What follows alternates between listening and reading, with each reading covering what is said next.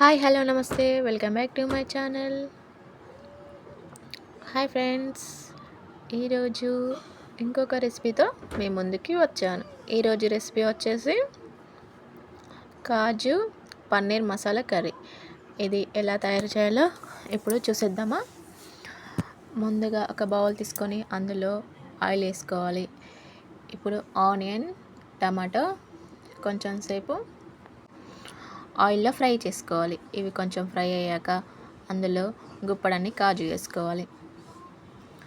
వేసుకొని అవి కూడా కొంచెం ఫ్రై అయ్యాక వాటిని మిక్సీ గిన్నెలో వేసుకొని కొంచెం సేపు చల్లారనివ్వాలి.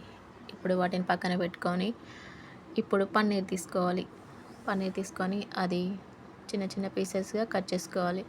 ఇప్పుడు అదే బౌల్లో మళ్ళీ 3-4 టేబుల్ స్పూన్స్ ఆయిల్ వేసుకొని అది మంచిగా హీట్ అయ్యాక అందులో పన్నీర్ వేసుకొని కొంచెం సాల్ట్ వేసుకొని మంచిగా ఫ్రై చేసుకోవాలి.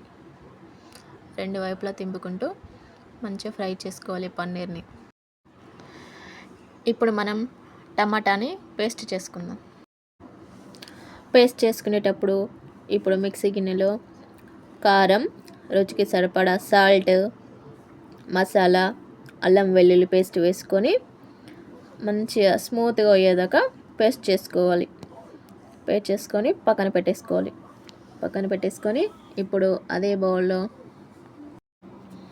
ఇంకో 2 టేబుల్ స్పూన్ల ఆయిల్ వేసుకొని పోపు వేసుకునేటప్పుడు ఒక ఆనియన్ కట్ చేసుకొని వేసుకొని హోల్ గరం మసాలా వేసుకున్నాక అవి మంచిగా వేగాక మనం ఇప్పుడు పేస్ట్ చేసుకున్న టమాటా పేస్ట్ని అందులో వేసేసుకొని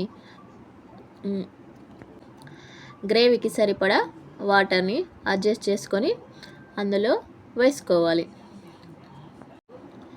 మనం ముందుగానే టమాటాలను మంచిగా ఫ్రై చేసుకున్నాం కాబట్టి ఎక్కువసేపు ఉడకనివ్వకుండా పర్వాలేదు. ఆయిల్ పైకి వచ్చేంతసేపటి దాకా మూత పెట్టుకోవాలి. ఆయిల్ పైకి వచ్చాక అందులో పన్నీర్ ముక్కల్ని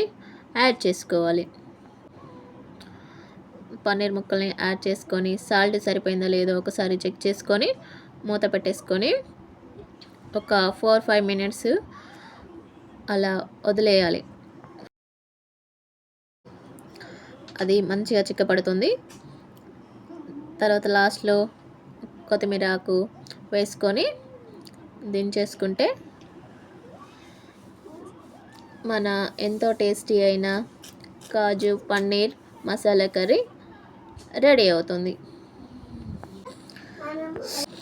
ఎంతో టేస్టీ అయిన పన్నీర్ కర్రీ రెడీ. ఇది చపాతీకైనా పూరికైనా చాలా టేస్టీగా ఉంటుంది. మీరు కూడా ఒకసారి ట్రై చేసి చూడండి.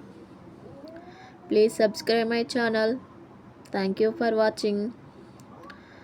మరొక రెసిపీతో మీ ముందుకు వస్తాను. Thank you all.